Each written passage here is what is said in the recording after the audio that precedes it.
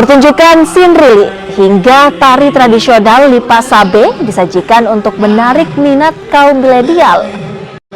Pemilihan budaya tradisional sengaja diambil sebagai bagian dalam kampanye pemilu 2024 mendatang.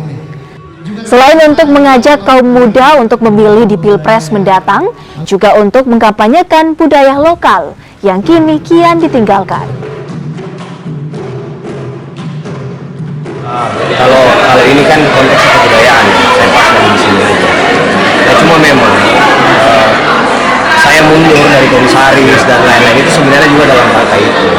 Jadi karena tadi setelah kebijakannya ada, memang kita butuh representasi. Jadi ya, dan saya memilih untuk ada di sini ya karena representasi. Saya melihat sosok Mas Gibran itu punya dia satu-satunya yang muda di antara yang lain. Jadi selain representasinya kita butuh